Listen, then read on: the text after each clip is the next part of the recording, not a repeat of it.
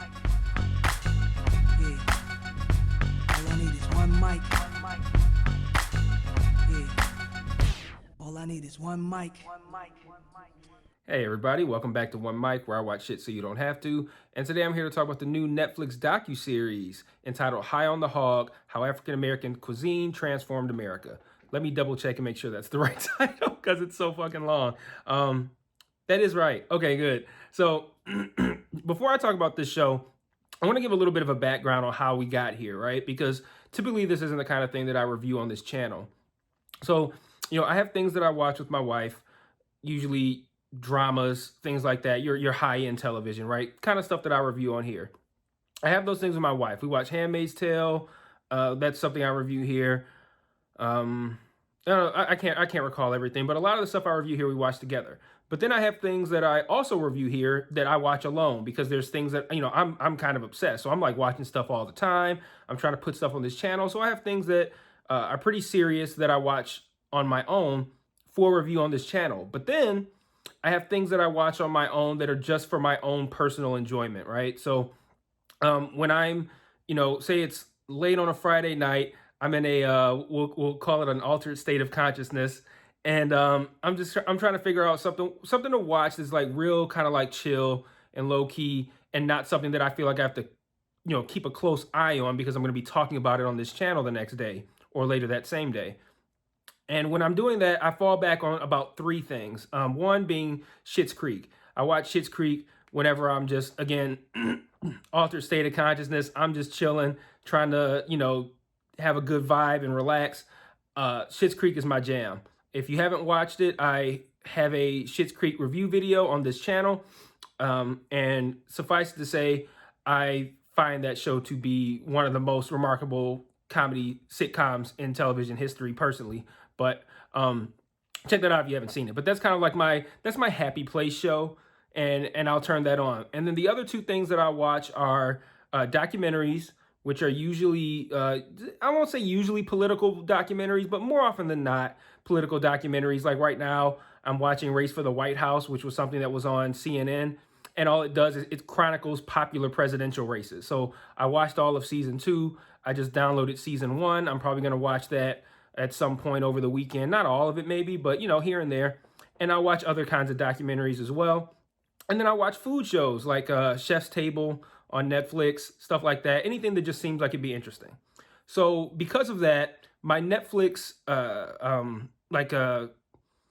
interface is very curated for me, and I keep a very close eye on it. Like, if my wife wants to watch something, she has her own profile. If my kids want to watch something, they have their own profile. Like, only stuff that fits in with my desires is watched on my profile. So because of that, Netflix suggests things to me that are usually pretty accurate. Like they'll say, hey, we have something dropping in 2 weeks that you might like. And I'll look at it and be like, you're right, I might like that. And then I'll hit something like, give me a reminder when this comes out, something like that. So that happened with this High on the Hog show. I got a notification like, hey, you watch documentaries. Hey, you watch food stuff. Hey, you're black. Maybe you'll like this show, right? So I looked at it. I'm like, oh, that does sound like something I would like.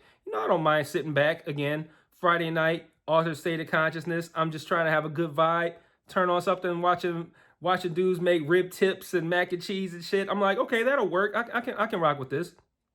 So, I told Netflix to remind me when this came out. And I think it came out maybe Tuesday this week, Wednesday this week, something like that.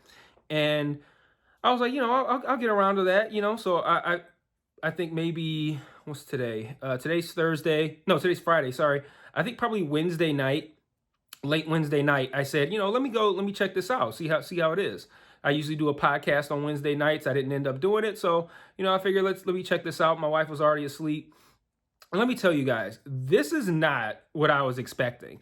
And the fact that I'm making a video about this should almost be like a spoiler to my opinion on it, because why would I make a video about a run-of-the-mill cooking show or something like that? This is not that. This is high quality, high caliber television with just remarkable storytelling. I mean, this show is incredible, and I'll get into a little bit, but I don't want to spoil some of the moments that you get to experience throughout this show. But the subtitle of it, how African American cuisine transformed America, it's selling itself short even with that title.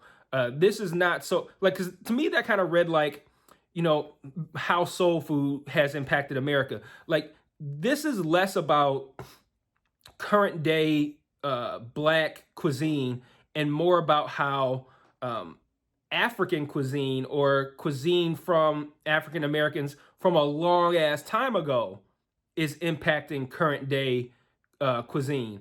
And the history lessons in this show are incredible. I'll give you an example. I don't want to talk about all of them because I want, if you choose to watch this, which if it's not clear by now, I highly recommend that you do. If you choose to watch this, I don't want to take away some of these experiences from you. But the first episode, I'll give you an idea, right? So I'm watching the first episode, and again, I'm thinking this is just going to be like a cool kind of like cooking show, or a food show, something like in the vein of like Anthony Bourdain's show, right? Immediately, I'm struck by the production quality. It's in the visuals are amazing. Like, this has the production quality of like Chef's Table, which I mentioned earlier. It's beautiful to look at. It's gorgeous. The shots are amazing. It's everything about it, the way it's presented, every aspect of it is just, it's I don't say mind blowing. That's a little too far, but like it's absolutely incredible. Very high caliber show. Like, this was not the kind of like thing that I expected to be. Again, I expected to be something just, kind of not thrown together, but your standard run of the mill food show. And this is something that clearly a lot of effort was put into. So I'm watching the first episode, and immediately I'm struck by the appearance of the show. But the protagonist. See, I do too much non-reality stuff on here that everybody's the protagonist. The host of the show, he goes to Africa, and he's there to kind of just not figure out, but like sample African cuisine. I'm assuming, right? It's about he's gonna tell us about some African cuisine. So he gets there and he meets up with this woman who I believe she lives in this country in Africa currently, but is originally from here in the States. And she tells this story about how, when she first came to this country in Africa, she was struck by how the food had like this familiar taste, like this taste like home, I think is actually what she said. And the idea is that, and they get deeper into this throughout the first episode, the idea is that this country in Africa has a city within it that was a port for like slave trade. Like, this is where like slaves were literally stolen from and brought here. And the idea is like, with that came the stealing per se of their style of cooking. Like, the white people would go there and they would experience the cooking or whatever, and they would bring those things back to America along with the slaves, and we would experience those same kinds of flavors and things now. And these are not things that we essentially created here in America. These are things that have gone back generations that were essentially stolen from Africa. And it's incredible to hear this history of this country and this specific city and what all went there. And then he's in like these places where slaves were actually at. He's sampling food that is made in the same way that the slaves prepared it. It's like a totally mind-blowing experience for me as a viewer watching it. So for him, it had to have been just like remarkable. Like, you can't even put it into words how amazing this must have been for this guy. And then he later goes to the actual city where the slaves were shipped from, and he goes there, and I'm not going to spoil the experience, but he has a remarkable experience in this city. And I'm sitting here like, I'm thinking I'm about to watch motherfuckers bake rib tips and cornbread, and I'm learning about the slave trade, like the way slaves made food, how it was essentially stolen from there and brought here, and how like it was a remarkable history lesson. I'm like, this is absolutely amazing. And that's the vibe of the show. It's 4 episodes. All 4 episodes have that same kind of vibe where it's like, you're learning something about history, and usually an unknown aspect of African American history, and how the food from that history, how it connects to present day. And watching it, I kept finding myself wondering, how are we going to connect this history to food? Because it never kind of seems like it should go in that direction, but it always does. Give you another example, episode 3, they talk about the enslaved chefs of Thomas Jefferson and George Washington. Like, who would have ever thought that you would sit down to watch motherfuckers make cornbread and you would learn about the enslaved chefs of Thomas Jefferson and George Washington? And there are people here now, and he interviewed this one guy, and they cooked something together, who model their present day cooking off of how these two guys made food, because these guys were so celebrated back then in those times. And it's crazy to watch this guy. Like, they made mac and cheese, I believe, the same way that Jefferson's enslaved chef made it, and it looked amazing. And the woman who made it had almost like this life hack. She called it of like mixing milk in with the water when you're actually boiling the macaroni noodles, and that boiling them in milk creates a different kind of texture. And then it's like layered, kind of like noodles, and then like cheese, and then noodles, and then it's like baked, and baked in a way where it's like you kind of put it almost kind of like in a cast iron, like crock pot kind of, and she put it on coals, put coals on top of it so that the heat would so that the macaroni and cheese would cook from both the top and the bottom, and it comes out looking amazing. And I'm just like, I'm sitting here like, this is like what was made for Thomas Jefferson by one of his slaves. Like this was just so crazy to me. And I think that, maybe it resonated with me a little bit more, being a black man and seeing this kind of history of food and slavery. And there's constant, like, throughout mainly the first 3 episodes, but throughout all of them, there's a whole lot of tie-ins with slavery, and how, like, without slavery and without slaves having been brought over here, there's aspects of food that we wouldn't even have here. Like, there was a certain type of rice that we wouldn't have here. She's interviewing a white guy, and he's like, do you feel any kind of way about this rice? Because if it wasn't for slavery, we wouldn't have it. He was like, yeah, no, I do. And that's true. We wouldn't. And it's like that. I don't know. That's just kind of crazy to me. He visits a village in Africa that's completely on the water, where and completely on the water. And he's like, everybody in the family has their own boat, and that's how they go from like house to house or whatever. Like, and again, it's filmed beautifully, and it's just so amazing to look at. There's all kinds of really cool stories that you find out about, all kinds of really cool history. You see all these different kinds of cultures, and it's so remarkable, this show. Like, I feel like they sold themselves short a little bit, and I feel like this should have been pushed as like a really transcendental, like African American history lesson that also has food. Like, I feel like what I gained from it was more about the history than I gained about the food stuff. Like, the food stuff was cool, and I enjoyed that, and it was amazing to look at. But the parts that resonated with me the most were the history. And I still can't get over the fact that I sat down to watch this and ended up learning about the slaves that cooked for former presidents, and seeing this guy in this city where slaves were taken from, and he's walking the same walk that they walked, and they're telling, like, yeah, they used to have to walk 4 days. And I'm like, 4 days, shackled and chained. Those that didn't make it just got buried. And he's walking this same path that they walked, and ending up in the same place that they ended up, where they're thinking like, oh, we're going to be, this is the end of the thing. And they don't know that when they get shipped away, they ain't coming back. And then the next episode opens in South Carolina, in Charleston, South Carolina, at a port where they were brought to.